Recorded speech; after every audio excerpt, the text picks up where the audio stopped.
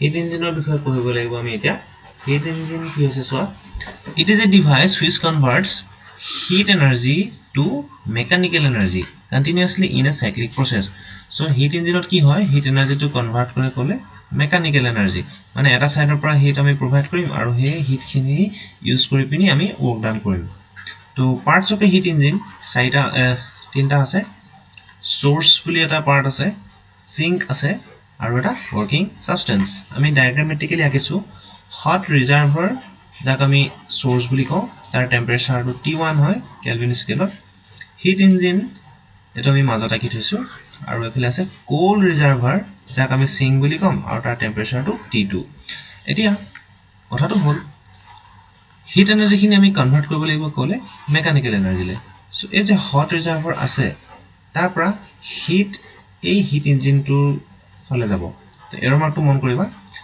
Hit engine will absorb Q1 amount of heat from this source. So look at the arrow mark. তাৰপিছত কি হ'ব heat engine এই coal reservoir ফেলে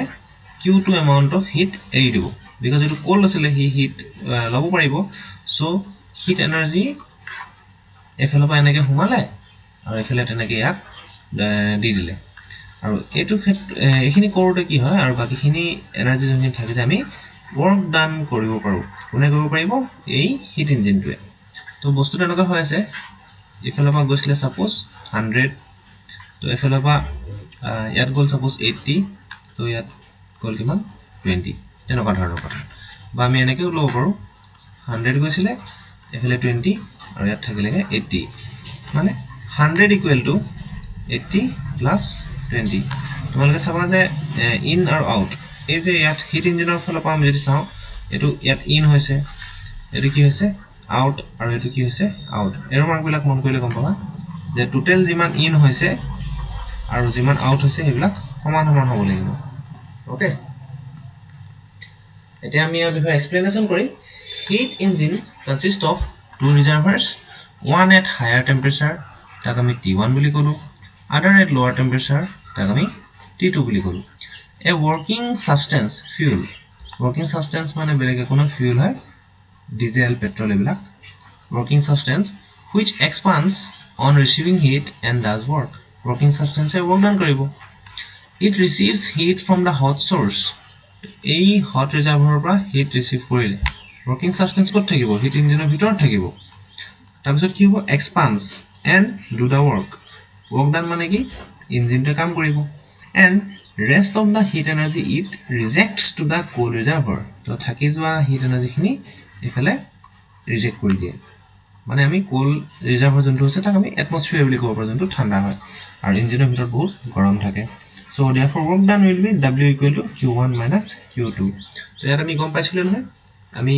equal সাইনডাল দি লম কিমান সোমাইছিলেগে in কিমান আছিলেগে Q1 আৰু আউট কিমান হৈ গল এফালে Q2 আৰু এটো আউট হৈ গল ন প্লাস W সো W হলগে কিমান Q1 minus Q2 তো এটো হৈছে আমাৰ ফৰ্মুলা work done ফৰ্মুলাটো ইয়াত Q1 minus Q2 কিমান হিট ইন হৈছিলে মাইনাস কিমান হিট আউট হৈ গল ইন আৰু আউট হৈ যোৱা হিট খিনি ডিফাৰেন্স যোনটো হয় সেইখিনিকে আমি work done বুলি কম নেক্সট এটা আমি এফিচিয়েন্সি উলাব লাগে হিট ইঞ্জিনটো কিমান মানে তাৰ এফিচিয়েন্সি যিমানে বেছি হয় মানে ভাল ইঞ্জিন বুলি ক'ব পাৰো তাৰ মানে ক্ষমতাটো এতিয়া আমি এফিচিয়েন্সিটো লিখো এনেকে সিম্বল এটা ইটা বুলি ক'ব it is given by work done by the engine divided by heat absorbed from the source or you can say output divided by input তো কিমান হিট লৈছিলে তাৰপিছত কিমান কাম কৰিব পাৰিলে এই ৰেশিওটো এফিচিয়েন্সি বুলি কোৱা হয় সো work done ৰ কাৰণে W লিখি দিলে heat absorbed from the source টো আমি Q1 লিখি দিলো এটা অলপ আগতে যে পাইছিলো W equal to Q1 minus Q2 এটা ইয়াত পুট কৰি দিলে তাৰপিছত ডিভাইড কৰি দিলে এনেকে 1 আহিলে minus Q2 by Q1 so এই Q2 by Q1 ক আমি এটা T2 by T1 লিখিব পাৰো কেনেকৈ আহিলে আমি পিছত দেখাই দিম বাৰু তো ফৰ্মুলাটো মনত ৰাখিব লাগিব এতিয়া এফিচিয়েন্সি উলিয়াবলৈ হলে 1 minus T2 by T1 so ওপৰত যোনটো টেম্পাৰেচাৰ T2 থাকে এটো লো টেম্পাৰেচাৰ থাকে আৰু তলত যোনটো T1 এটো সোৰ্সৰ হয় এটো হ'ব হাই টেম্পাৰেচাৰ T1 মানে temperature of the source T2 মানে temperature of the atmosphere বা sink atmosphere ba sink. No engine can be 100% efficient, so it cannot be equal to 1. So percentage aru enake value logot tomanke gom pabo para efine je 1 or pra minus e korise eta bostu, so ei value to hodai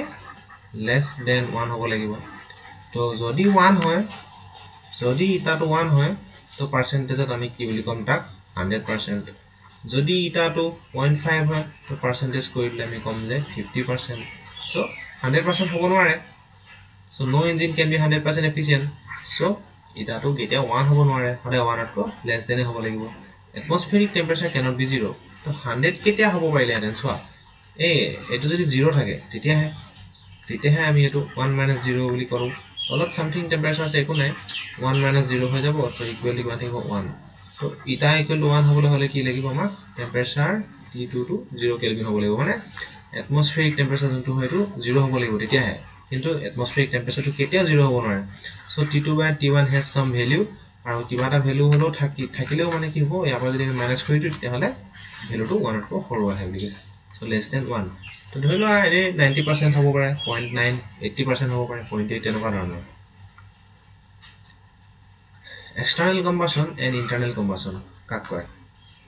For doing work, the gas in the cylinder must expand হ'ব লাগিব, so gas needs to be heated, heating কৰিলেহে expand হ'ব. If heated in the cylinder itself, it is called internal combustion. যোনটো cylinder আছিলে তাতে যদি heating কৰা হয় তাক আমি কম internal combustion, example car. আৰু if heated in external chamber like boiler, it is called external combustion. সিলিন্ডাৰটো যদি হিট নকৰে বাহিৰত যদি হিটিং কৰি পিনি তালে হিট কৰা সাবস্টেন্স খিনি পঠায় তেতিয়া আমি তাক কম বাহিৰত হিটিং কৰাৰ কাৰণে এক্সটাৰ্নাল কম্বাসন, এটো কথা স্টিম ইঞ্জিনত হয়. এতিয়া আমি এটা পঢ়িব লাগিব কাৰ্নট ইঞ্জিন. কাৰ্নট ইঞ্জিনটো কেনেকে ওয়াৰ্কিং, তাৰ ওয়াৰ্কিং ফৰ্মুলা, তাৰ এফিচিয়েন্সি কেনেকে উলিয়ায়, তাৰ ডায়াগ্ৰাম বিলাক আমি পঢ়িব লাগিব. কাৰ্নট ইঞ্জিন কি থাকে সব? It has 4 components. Number 1, source, which is at a higher temperature T1. So in diagram আমি আকি লৈছো source at a temperature T1. Next, number 2, working substance থাকিব. It is an ideal gas in an insulated cylinder and piston, one end of which is diathermic. এফালে মন কৰা এটো হৈছে working substance. এই ভিতৰত যে আছে যে এখিনি working substance হয়. এফালে এডায়াবেটিক ওয়াল, পিস্টনটো এডায়াবেটিক, এফালে এডায়াবেটিক, কিন্তু এই ডাউন সাইডে এটো কি বুলি কৈছে ডায়াথার্মিক. ওয়ালস এডায়াবেটিক হয় কিন্তু বেস ডায়াথার্মিক. এই বেস যোনটো হয়তো ডায়াথার্মিক হয় যাতে এফালে হিট ইন আউট হ'ব পাৰিব, কাৰণ এডায়াবেটিক ফেলেটো নোৱাৰিব, সো ডায়াথাৰ্মিক মানে তলৰ ফেলেদি হিট সোমাব পাৰিব, হিট ওলাব পাৰিব. এই দুটা হ'ল. আৰু এটা আছে নাম্বাৰ 3, ইনসুলেটিং স্ট্যান্ড. এই ডায়াগ্ৰামটোলে মন কৰা এটো ইনসুলেটিং স্ট্যান্ড হয় আৰু এফালেদি হিট পাৰ হ'ব নোৱাৰিব. Number 4 আছে কি সিঙ্ক, এটা লোৱাৰ টেম্পাৰেচাৰ T2, আৰু এটা আমি ডায়াগ্ৰামত আকি থৈছো সিঙ্ক. তো এই চাৰিটা কম্পোনেন্ট থাকে কাৰ্নট ইঞ্জিনত. We can close the base of the cylinder. Cylinder base যে এরকম হয় সেটো ডায়াথার্মিক হয়, তাক আমি ক্লোজ কৰি দিব পাৰিম by putting on an insulating stand. এটো বুজাই দিছো. ইনসুলেটিং স্ট্যান্ড এনেকুৱা আছিল, এটা এই সিলিন্ডাৰটো যদি আনি ইয়াৰ ওপৰত থৈ দিয়া হয়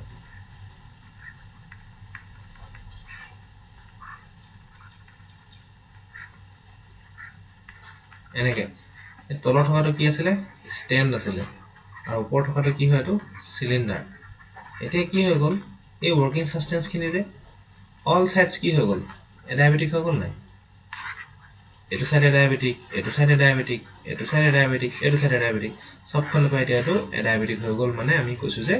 we can close the base of the cylinder by putting on an insulating stand. তেতিয়া ইয়াৰ ভিতৰত যোনটো হ'ব এক্সপানশন বা কম্প্ৰেছন এটো এডায়াবেটিক এক্সপানশন বা এডায়াবেটিক কম্প্ৰেছন হ'ব পাৰিব, কিন্তু এনেকে নৰমাল থাকিলে এফালে হিট ওলাব পাৰে, সোমাব পাৰে, সো হেতু আমি কম isothermal, not adiabatic. Then the system becomes adiabatic from all sides. Eta all side of our system to adiabatic হৈ গল. When the insulating stand is removed, it becomes diathermic downside. To ako gusaid le insulating stand to তেতিয়া ako diathermic হৈ গল because তলৰখিনি এতিয়া এনেকে expose হৈ আছে. Inside the cylinder there is working substance and which is an ideal gas. Source and sink temperature will not change. So source আৰু sink or temperature to এনেকুৱা ধৰণৰ হয় যাতে অলপ হিট পালেও বা অলপ হিট লছ হ'লেও তাৰ টেম্পাৰেচাৰটো চেঞ্জ নহয় T1 টো টেম্পাৰেচাৰটো বহুত বেছি হয় যাতে তাৰ পৰা হিট লছ হ'লেও টেম্পাৰেচাৰটো কমি নাহে T2 টেম্পাৰেচাৰটো কম হয় যাতে হিট গেইন কৰিলেও তাৰ টেম্পাৰেচাৰটো বাঢ়ি নাযায় ওকে এটা আমি ধৰিলো এটমস্ফিয়াৰক আমি জেনেৰেলি সিং বুলি ধৰো তো এটমস্ফিয়াৰ হয় তাৰ ধৰিলো 25 ডিগ্ৰী সেলসিয়াস এতিয়া আমি যদি তাৰ গাত যদি হিট দি থাকো তো সি মানে পটককে বাঢ়ি নাযায় টেম্পাৰেচাৰটো 25 এ থাকিব বা 25 ওচৰতে থাকিব এটা working of a Carnot engine to আমি চাম Carnot engine কেনেকে working কৰিব steps আছে first step cylinder is put on the source T1 T1 ৰ ওপৰত cylinder টো ৰখা হল আমি ডায়াগ্ৰামটোলে মন কৰো আকৌ এটো source আছিল না মই কি লৈছো এটো source হয় T1 তাৰ ওপৰত কি কৰিলে cylinder টো ৰাখি থলে এনেকে তো মন কৰা তোমালোকে cylinder টো এনেকে source ৰ ওপৰত ৰাখি থলে ইয়াৰ ভিতৰটো এইবিলাক আইডিয়াল কেছ আছে source ৰ পৰা এতিয়া এই যোনটো তলৰ ৱালখন কি আছিল এখন ৱাল ডায়াথ্ৰামিক আছিল সো হিটটো এনেকে সোমাব পাৰিব এটো এক্সপানশন হ'ব পাৰিব তেতিয়া এটো বুজাইছে ইয়াত cylinder is put on the source T1 it is heated isothermally বৰ্তমান কৰা isothermally ইউজ কৰিছে as T1 is constant source or temperature to constant থাকে so T1 to constant আছে temperature constant হলে isothermal হ'ব the process is known as isothermal expansion at temperature T1 তো যোনটো প্ৰেসাৰ আছিল ভলিউম আছিল চেঞ্জ হ'ব প্ৰেসাৰ 2 বনি গল ভলিউম 2 বনি গল মানে a পৰা b লে যোৱা আমাৰ যোনটো ডায়াগ্ৰাম তো স্টাৰ্টিং অতে a আছিল বুলি কৈছে তাৰ প্ৰেসাৰ T1 volume V1 temperature T1 এতিয়া isothermal গ্ৰাফডালটো এনেকে তললে নামি আহে এক্সপানশন হলে এফালে চাবা কি আছে ভলিউম আছে এটো ভলিউম আছে এফালে প্ৰেসাৰ আছে সো আহিবিনি কো পালে হি b পালে হি বিট প্ৰেসাৰ P2 বনিলে V2 বনিলে কিন্তু টেম্পাৰেচাৰ T1 থাকিলে বিকজ এটো isothermal হয় ইয়াতো T1 আছে ইয়াতো T1 আছে বিকজ এটো isothermal হয় তাৰপিছত এক্সপান্ড হ'ব and do work তো work done by gas is area AB EH তো আমাৰ প্ৰসেসটো আছিল AB তাৰ তলৰ যোনটো এৰিয়া এটো এৰিয়া work done এটো এৰিয়া দিব PV হয় work done দিয়া হয় না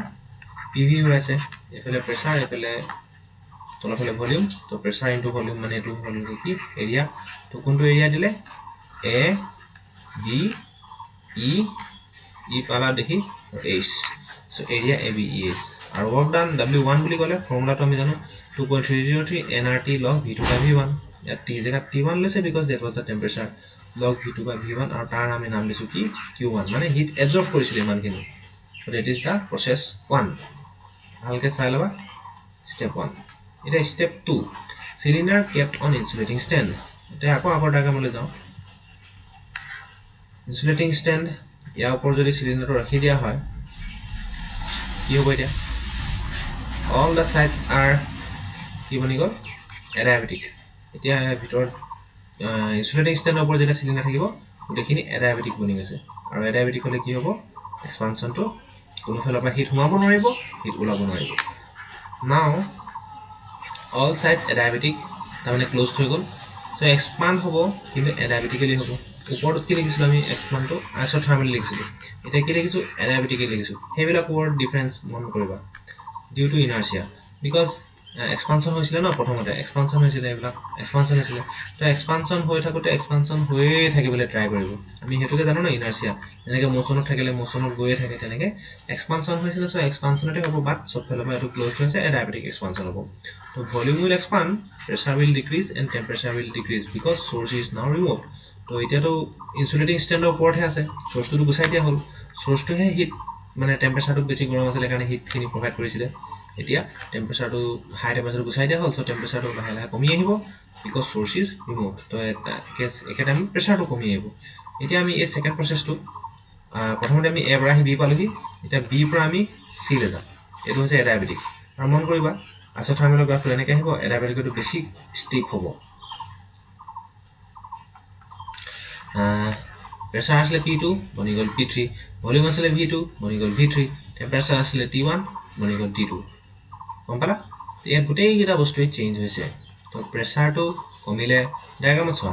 প্ৰেসাৰটো কমিলে ভলিউমটো বাঢ়িলে ভলিউম V2 যে আছিল ইয়াৰ পৰা ইয়ালে এডোখৰ V2 হয় ইয়ালৈকে এডোখৰ V2 হয় ইয়াৰ পৰা ইয়ালৈকে এডোখৰ V3 হয় সো ভলিউমটো বাঢ়িলে প্ৰেসাৰ এডোখৰ P3 হয় প্ৰেসাৰ এডোখৰ P2 হয় তো P2 টো ডাঙৰ আছিল P3 টো সৰু হ'ল প্ৰেসাৰ কমি গ'ল ভলিউমটো বাঢ়ি গ'ল টেম্পাৰেচাৰটো কমিলে এটা adiabatic process হয় so work done is given by the area BC FEB তো B পৰা C C পৰা F F লৈ এইখিনি এৰিয়া কথা কৈছে এইখিনি এৰিয়া তো এটো adiabatic ৰ যোনটো ফৰ্মুলা হয় এটা আমি ললো NR T1 - T2 divided by gamma minus 1 this is the work done in the second case adiabatic process third cylinder is kept on sink T2 এবাৰ সিলিন্ডাৰটো ক'ত ৰাখিলে সিঙ্কত ৰাখিলে তো আকৌ আগৰ ডায়াগ্ৰামলৈ যদি আমি যাওঁ প্ৰথমতে সিলিন্ডাৰটো সোৰ্সত ৰাখিলে তাৰপিছত সিলিন্ডাৰটো ইনসুলেটিং ষ্টেণ্ডত ৰাখিলে এবাৰ আকৌ সিঙ্কত ৰাখিছে আকৌ লাষ্ট প্ৰসেসটো ইনসুলেটিং ষ্টেণ্ডত ৰাখিব এটো ফাৰ্স্ট স্টেপ এটো সেকেন্ড স্টেপ এটো থাৰ্ড স্টেপ এটো ফোৰ্থ স্টেপ এই চাৰিটা স্টেপে হয় ইয়াত on the sink T2 now gas is compressed slowly এতিয়া উল্টা হ'ব দেই কম্প্ৰেছন আহিব আগৰ ডায়াগ্ৰামত চাবা এটো isothermal expansion আছিলে এটো adiabatic expansion হ'ল এতিয়া compression আহিছে isothermal compression হ'ব because ইয়াত টেম্পাৰেচাৰটো constant আছে so volume decrease হ'ব pressure increase হ'ব temperature rises but heat taken by the sink so remain constant so work done on the gas area DCFGD এতিয়া আকৌ work done হ'ব W equal to 2.303 nRT log V2 by V1 আসলে তো এতিয়া final volume two V4 হয় initial two V3 হয় temperature আসলে T2 minus ললে কেলে এটো কম্প্রেশন হোৱাৰ কাৰণে তো আমি যদি মাইনাসৰ জায়গাত প্লাস লিখি দিও তেতিয়া হলে এই ভলিউমৰ থকা ৰেশিওস কিটা বদলি যাব ওপৰ V3 হৈ গল তলত V4 আহি গল তাৰপিছত এটো ইকুৱেল টু কি হ'ব Q2 heat release by the gas to the সিঙ্কটো ঠাণ্ডা হয় সো তালে হিট ৰিলিজ কৰিব কোনে কৰিব গেছে Number 4 step, cylinder is kept on insulating stand and compressed suddenly. Pressure increase hobo, volume decrease hobo, temperature rise hobo. So adiabatic compression hobo process to. So work done formula to adiabatic to work done to hoy. Area given by ADG is তাৰপিছত এনেকে পালে gamma to আগত ৰাখিলে T1 T2 to আগত আছিল T1 to আগত লৈ দিলে so এই চাৰিটা process হোৱাৰ পিছত one cycle is complete হৈ গল Now the cylinder is again kept on the source of heat to take the heat and start the cycle once again. So enake process bilak repeat hoy thake 1 2 3 4 1 2 3 4 repeat hoy thake. Eta gain of work iman work done koribo. Work done by the gas W1 plus W2. Work block mon kora by the gas. By the gas kini bisar occasion kot ase. Etu by the gas asile tar naam to dile W1. Tasot aru kobat asile hoy etu. By the gas ase W2. এইখিনি কেতিয়া হয় যত expansion থাকে যত expansion থাকে তাত আমি বাই the gas use কৰো next work done on the gas এটা on the gas থকাটো বিচাৰি যাও আমি তো এটো আছিল on the gas কেতিয়া আছিল কম্প্ৰেছন থাকোতে এটো একচুয়ালি অন হ'ব এটো বাই নহয় এটো on the gas হ'ব কেতিয়া কম্প্ৰেছন থাকোতে এই দুটা লম এতিয়া ইয়াৰ নাম হৈছে কি এটা W4 এটা W3 তো W3 আৰু W4 প্লাস কৰিলে net work done in one cycle is area ABCDA এটা net work done তো কিমান হ'ব এই ভিতৰত থকা এৰিয়া খিনি হ'ব ABCD ডায়াগ্ৰামটো ভাবি চাবা বুজি পাই যাবা এটা নেটৱৰ্ক উলিয়াবলৈ হলে on the by the gas minus on the gas so by minus on the gas কৰিলে তো কিমান হি লৈছিল আৰু কিমান ঘূৰাই দিলে থাকি যখিনিটো নেটৱৰ্ক হ'ল বাট আমি ইয়াত দেখা পালো যে W2 ভ্যালু টু W4 সমান হয় adiabatic টাৰ্মছ বিলাক কেনসেল হৈ যাব কেলে W2 আৰু W4 সমান হয় তোমালোকে চাব পাৰা W2 এই ফৰ্মুলাটো চোৱা W4 এই ফৰ্মুলাটো চোৱা এটো W4 হয় ফৰ্মুলাটা একে হয় নে ফৰ্মুলাটা একে হয় এই কাৰণে cancel जाएगा adiabatic terms are cancel so W2 আৰু W4 আমি কাটাকাটি কৰিলো so থাকিলেকে only W1 minus W3 W1 এৰ ভ্যালু পুট কৰিলে nr log V2 by V1 এফালে log V3 4 by V3 so তেনেকে এইবিলাক ক্যালকুলেশন কৰিলে 3 ৰ ওপৰত পঠাই দিলে 4 ৰ তলত লৈ আনিলে 3 ৰ ওপৰত আহি গল 4 ৰ তলত আহি গল এখানে এটা সাইন মাইনাস আহি গল so it was work done এটা এফিচিয়েন্সি লেভেল হলে এটা w by q1 হয় q1 minus q2 by q1 1 minus q2 by q1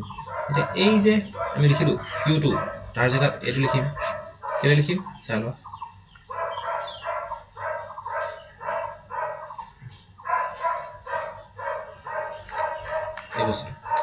q2 মানে কি heat released by the gas to the sink আৰু q2 এই বস্তুটো হয় লিখিলে q1 এর জায়গা এই ডিনোমিনেটর পার্টটো লিখিলে হল এটা স্টেপ 2 যোনটো আছিল অ্যাডিয়াবেটিক আছিল এটা স্টেপ 2 লে আমি ঘুৰি যাম এটা স্টেপ 2 আছিল স্টেপ 2 কৰবা কলে গৈছিল চাচোন বি পৰা সি লে গৈছিল বি পৰা সি লে গৈছিল স্টেপ 2 তো প্ৰেসাৰ p2 p3 v2 v3 t1 t2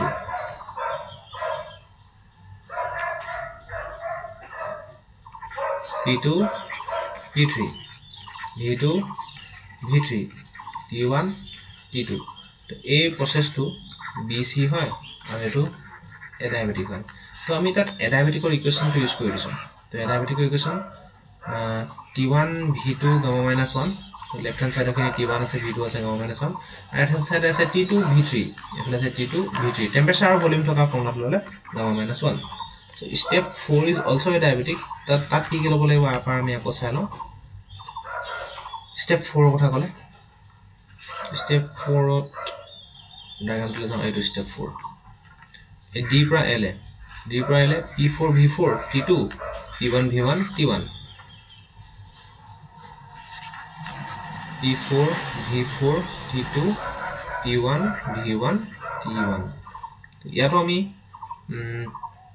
ইকুয়েশনটো use কৰিম সো t1 আৰু v1 লৈছে তো এটো t1 আৰু v1 আৰু এখানে t2 আৰু v4 লৈছে তো এটো t2 আৰু v4 লৈছে এই প্ৰসেসটো হৈছে da আৰু এটো হৈছে অ্যাডিয়াবেটিক তো দুটা অ্যাডিয়াবেটিক প্ৰসেসত আমি এটাৰ ইকুয়েশনটা ললো তাৰ পিছত এটো ইকুয়েশন 1 আৰু ইকুয়েশন 2 হয় 1 ডিভাইডেড বাই 2 কৰিলো সো তোমালোকে v2 by v4 হিলে v3 by v4 হিলে উপৰ পাৱাৰ গামা মাইনাস 1 সেম আছে তো থাকিলে এই পাৰ্টটো দুটা সমান হয় মানে আমি কি বুজিছো v2 by v1 এর জায়গাত v3 by v4 লিখি দিব পাৰিম সো ইয়াত যে পাইছিলে v2 by v1 তাৰ জায়গাত কি লিখিব v3 by v4 লিখি দিব আৰু এইখিনি ইয়াৰ লগত ক্যান্সেল গুচি যায় গম পালা এই পাৰ্টটো ক্যান্সেল গুচি যায়গে so nr also cancel so t2 আৰু t1 থাকি যায় so 1 minus t2 by t1 হৈ যায় ওকে সো আমি যে পাইছিলো এটা equal to 1 minus q2 by q1 এই বস্তুটো তাক গৈ হেকত কি ললে 1 minus t2 by t1 so কেনেকৈ কৰিলে ইয়াত দেখাই থোৱা আছে এই বস্তুটো ফৰ্মুলাখন মুখস্থ কৰি থব লাগিব কোড ইউজ কৰিছিলে যেতিয়া আমি এফিচিয়েন্সি ডেফিনিশন লিখিছিলো ইয়াত তোমালোকে এটা বুজি পোৱা নাছিলা এডখত কিয় এনেকৈ লিখিলে এটা বুজি পালো এই বস্তু এটা আমি তাত এনেকৈ বুজি পাই গলো so this is the efficiency of a heat engine formula important হয় এক্সামত আহিব কার্নট ইঞ্জিন টো নেক্সট এটা আছে রিভার্স হিট ইঞ্জিন তাক আমি রেফ্রিজারেটর বুলি কওঁ সাপোজ এটমস্ফিয়ার আমাৰ যোনটো ৰুম টেম্পাৰেচাৰ 20 ডিগ্ৰি আছে ৰেফ্ৰিজাৰেটৰ ভিতৰত 0 ডিগ্ৰি থাকিব যদি আমি ফ্ৰিজৰ বৰফৰ কথা কওঁ টু মেক আইস তাক আমাৰ নেগেটিভত লাগে টেম্পাৰেচাৰটো -10 যদি দৰকাৰ হেলা সাপোজ বুলি ধৰি লৈছে In a heat engine, we had taken heat from high temperature object and rejected to low temperature body. So high temperature object মানে source, low temperature body মানে atmosphere. তাহলে আমি reject কৰি দিছিলো। Now in refrigerator, তাৰ উল্টাটো হ'ব।